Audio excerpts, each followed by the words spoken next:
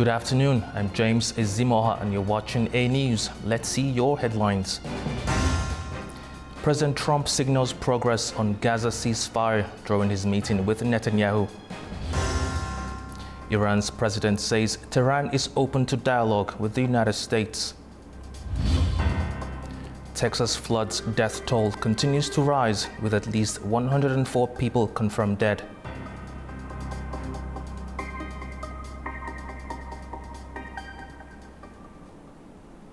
U.S. President Donald Trump hosted Israeli Prime Minister Benjamin Netanyahu at the White House, signaling progress on Gaza ceasefire talks and discussing potential Palestinian relocation plans.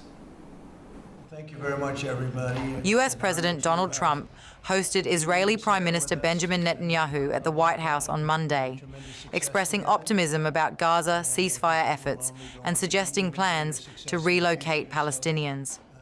Trump said talks with Hamas were going along very well. He claimed Hamas was open to a ceasefire and noted that neighboring countries were cooperating on possible relocation efforts. Netanyahu spoke about efforts with the U.S. to find countries willing to offer Palestinians a better future. On Gaza's future, Netanyahu dismissed the prospect of full Palestinian statehood, insisting that Israel would maintain long-term security control over the territory. I want to present to you. He also presented Trump with a letter nominating him for the Nobel Peace Prize. It's nominating you for the Peace Prize, which is well-deserved. Trump expressed a desire to eventually lift the tough sanctions imposed on Iran, hoping the country could rebuild peacefully. He noted Iran's stance had softened, with talks planned, and expressed hope for peace while affirming U.S. readiness if needed. We have scheduled Iran talks, and they want to talk. They took a big drubbing, I think, when we hit the three sites, really. I would say the three sites, not just the one. The one was a big one, and it was deep in granite, and it was obliterated. It turned out the Atomic Energy Commission said it is obliterated.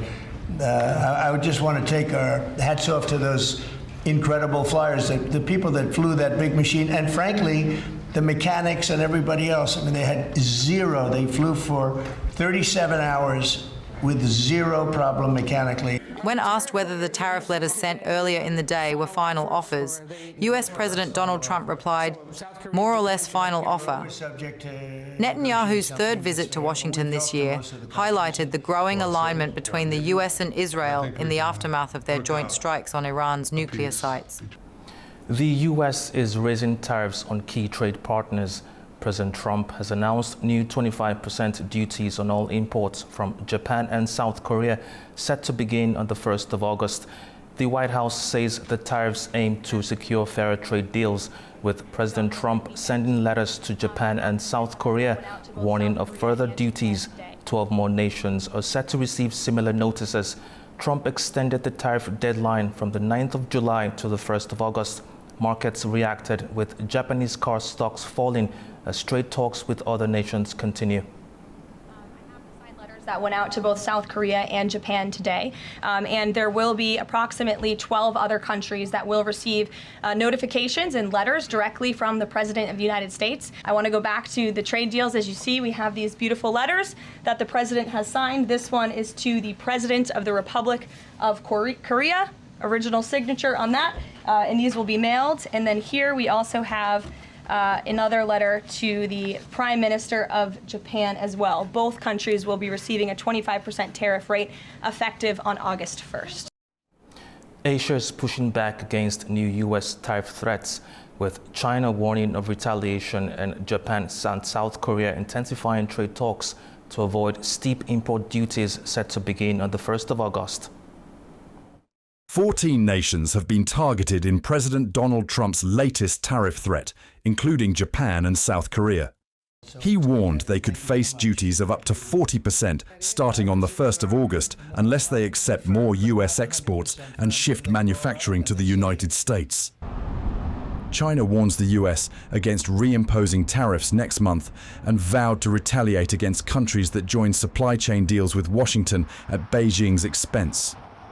Beijing called the tax hikes bullying and urged dialogue as the only path to a lasting trade deal, insisting it won't compromise core interests or accept exclusion from regional supply chains.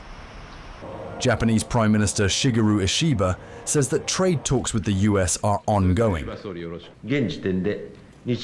We have made some progress through repeated dialogue with the US side.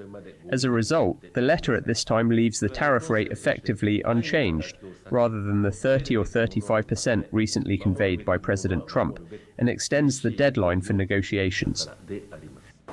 Meanwhile, South Korea said Tuesday it would intensify trade talks with the US, viewing Trump's tariff plan as a de facto extension of the deadline.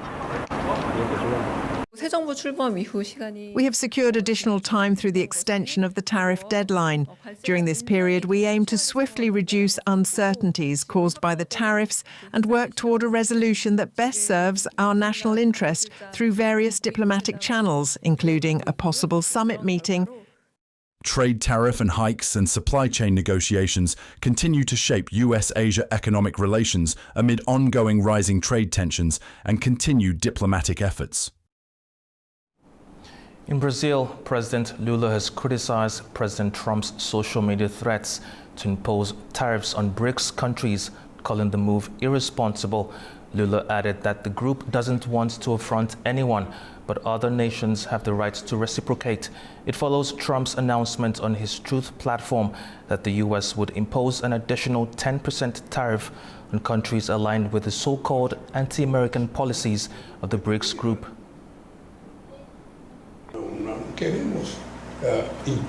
We don't want an emperor. Our countries are sovereign. If Trump issues tariffs, other countries have the right to do the same. There is the reciprocity law. I think it's not responsible for a president from a country like the US to threaten the world with tariffs on social media. Honestly, there are other forums for the president of a country the size of the United States to talk to other countries. Germany's export sector saw a steeper than expected decline in May. Official data shows the drop was driven by falling demand from the United States for the second month in a row. German exports have fallen for the second consecutive month. It's after a period of strong purchases in anticipation of US tariffs. But according to the Federal Statistics Office, exports dropped by 1.4% in May compared to the previous month. It's more than was expected. Exports to European Union countries also dropped by 2.2%, while sales to non-EU markets saw a more modest decline of 0.3%. Experts say that a recovery within the EU remains vital for stabilising German exports. The latest figures also show that trade with the United States fell significantly, with exports falling by 7.7%, despite the country being Germany's largest trading partner last year. And trade to China also declined by 2.9%. Meanwhile, imports were down more steeply, falling 3.8% in the same month. Despite the slump, the country recorded a foreign trade surplus of 18.4 billion euros in May. That's an increase from April's figure, which was 15.7 billion euros. The EU and other partners have until Wednesday to finalise trade agreements and avoid severe tariffs. The European Commission say that efforts are ongoing, with hopes for a breakthrough this week. It's after what was described as a good exchange between Trump and European Commission President Ursula von der Leyen. With bilateral trade between Germany and the US reaching 253 billion euros last year, any imposition of tariffs would have serious implications for Europe's largest economy. At least 104 people have died in flash floods that began early Friday in central Texas. Volunteer teams are assisting with ongoing relief and recovery efforts across the affected areas. The death toll has risen to at least 104 people after torrential rains lashed Texas Hill Country before dawn on Friday, transforming the Guadalupe River into a deadly torrent in under an hour. A vigil was held in Kerr County, which is the worst affected of the 20 counties in the region, with at least 84 fatalities, including 28 children. At least 27 were campers from Camp Mystic, a nearly century-old Christian summer camp for girls located along that river. Search and rescue teams are still working around the clock to find the missing 10 girls and a camp counsellor. In the nearby town of Center Point, volunteers gather supplies for victims, while recovery efforts struggle with damaged roads and infrastructure. So things kind of come and go, but at the end of the day, it's about relationships and it's about picking each other up. Like a lot of times we always kind of joke, like the only time we're looking down on somebody is when we're helping them back up. And I think when people come together like this is exactly what we're doing, is we're coming together as a unified front and we're helping up our brothers and sisters.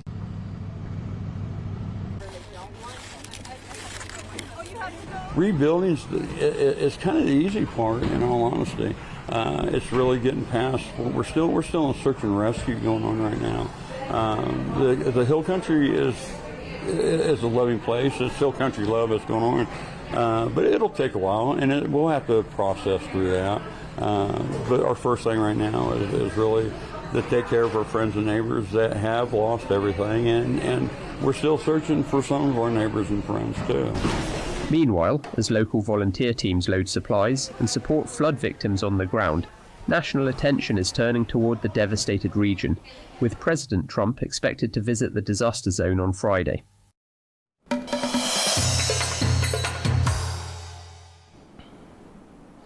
A fight broke out in Armenia's parliament after opposition MP Arthur Sargsyan, who is facing the loss of his immunity and possible arrest, claimed that a decision on his case had already been made. He said he planned to spend time with his family before being detained.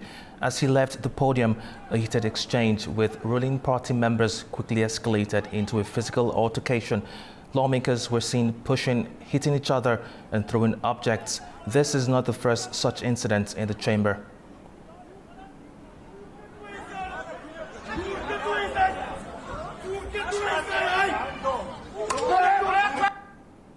Azerbaijani-Pakistani relations, which have always been remarkably close since the early 1990s, have received a considerable boost in recent months.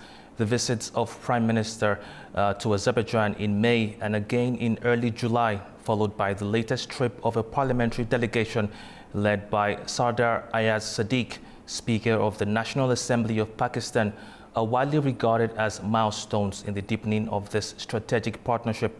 During his visit to Azerbaijan, Pakistan's National Assembly Speaker Sardar Ayaz Sadiq reaffirmed strong bilateral ties, highlighting shared positions on global issues and growing cooperation in transport and parliamentary relations. Joining us to discuss this is Keza Nawab, Chairman, Belt and Road Initiative for Sustainable Development from Beijing, China. Thank you for joining us. Thank you for having me. Now, what can we expect from the expansion of the interparliamentary dialogue between Pakistan and Azerbaijan? So, first of all, I think we need to acknowledge this. This is not just the first high-level delegation visiting Azerbaijan. Recently, we had a very frequent visits by our head of states, including the Prime Minister of Pakistan, as you just mentioned. And I think this is a very important supporting democracy back in Pakistan, that the parliamentary leaders' involvement is very important because it's direct linkages with the peoples-to-people connection. Because when I was coming from Islamabad to Beijing, the Speaker Sardar Ayaz Sadiq was in the same waiting room in the airport, and I heard that they were discussing about how can they improve the relationship from parliamentary diplomacy towards people-to-people exchanges as well. So I believe that this is a very great step, and this is not just only from Pakistan side, but we have seen from Azerbaijan side as well. Previously, several parliamentary delegates visited Islamabad as well, and I think Islamabad and Baku are on the right track to have such kind of exchanges, because at the end the parliaments represent the people, and I think this is for a greater partnership between governments and the people. Now, how critical is the strategic relationship between Azerbaijan and Pakistan at a time when the South Caucasus and indeed the broader region is undergoing such profound transformation? So Pakistan and Azerbaijan always stand by each other, like Pakistan supports Azerbaijan and Karabakh, and Azerbaijan supports Pakistan and Kashmir. This mutual support and respect is based on our growing friendship. And particularly when we see the recent changes in Caucasus, for example, the growing dialogue fits very well with the large goals like regional trade, connectivity, and peace in the South and Central Asia. Azerbaijan is, of course, a bridge between Asia and Europe, and Pakistan is its trustful partner.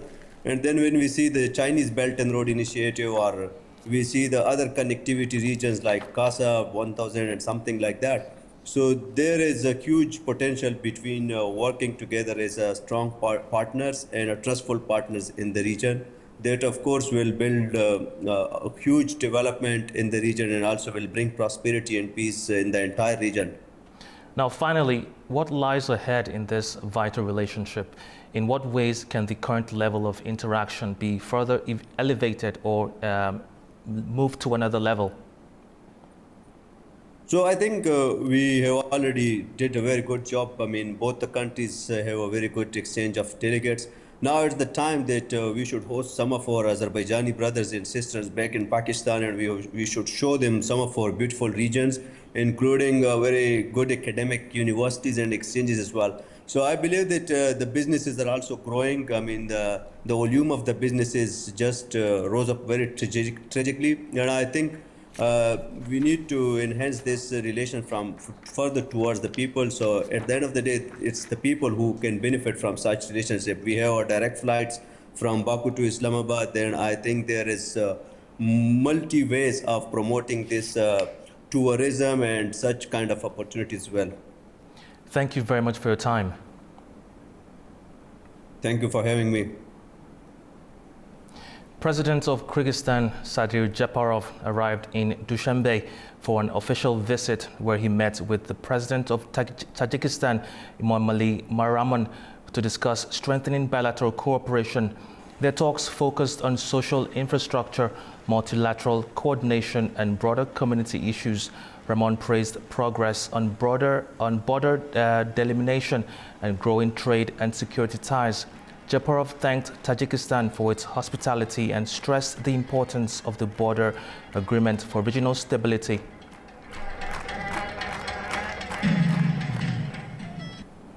Tajikistan has expressed readiness to join the China Kyrgyzstan-Uzbekistan railway project at a ministerial meeting of the Shanghai Cooperation Organization.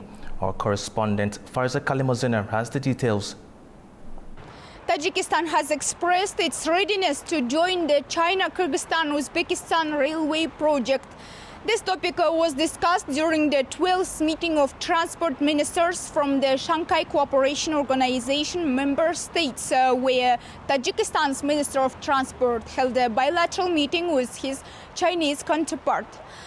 The parties also explored the opportunities to expand the multimodal corridor connecting China, Tajikistan, Uzbekistan, Turkmenistan, Iran, and Turkey. According to Dushanbe, this corridor could significantly reduce distances and transportation costs compared to existing routes. Another topic on the agenda was a Chinese-supported initiative to open an electric vehicle service center in Dushanbe. However, details regarding the project's timing and location remain undisclosed. Additionally, Tajikistan proposed increasing the number of licenses for international road transport, highlighting the growing volume of trade and freight traffic between the two nations. Experts note that Tajikistan's interest in this project stems largely from its geographic isolation and limited access to international transport routes. Currently, the country heavily relies on infrastructure in neighboring states, primarily Uzbekistan, Kazakhstan, and Russia. Participation in the China Kyrgyzstan-Uzbekistan project offers Tajikistan a chance to join a promising southern transport corridor, providing access to China, the Persian Gulf, Turkey, and Europe while bypassing northern routes. Additionally, the railway is expected to diversify trade opportunities. In 2023, trade turnover between Tajikistan and China exceeded $1.5 billion, with Chinese imports accounting for over 80%. Developing railway logistics will enable Tajikistan to boost exports, particularly in mineral resources, aluminum, textiles, and agricultural products.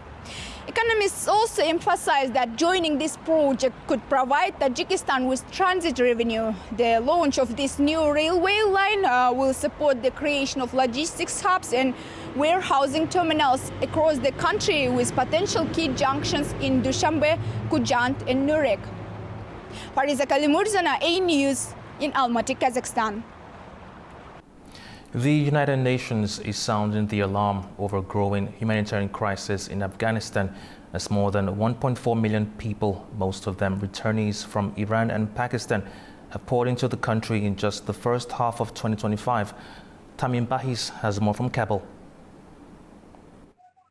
According to the UN Refugee Agency, the sheer scale and speed of these returns are overwhelming aid efforts. UNHCR's representative in Afghanistan, Arafat Jamal, says the support system is on the brink of collapse as funding falls short and daily arrivals continue to rise. Iran has seen the largest surge, particularly after June 13. On July 1st alone, over 43,000 Afghans returned from Iran, nearly 9 times the daily average earlier this year. In Pakistan, similar trends have emerged, with over 150,000 people returning in April, amid crackdowns and looming deportation deadlines. The UN says many of these returns are happening under coercive conditions, raising serious concerns about safety and dignity. Emergency teams have been dispatched to key border points like Islam Kala in Herat, providing hot meals, emergency cash, and essential supplies. But officials warn that without immediate funding, these life-saving operations could grind to a halt within weeks. So far, only 28% of the needed $216 million has been raised. This crisis comes on the heels of harsh refugee policies by neighboring countries. In 2023, Pakistan began expelling over 1 million undocumented Afghans, many fleeing Taliban persecution. Human Rights Watch says deportation often target women, children, and high-risk individuals. As the pressure mounts, the UN is urging the international community to act quickly before this growing emergency turns into a full-blown catastrophe. This is Tamim Bahis in Kabul for Anewz. Well, that's all we have for now. Thank you for watching. Stay tuned to Anewz.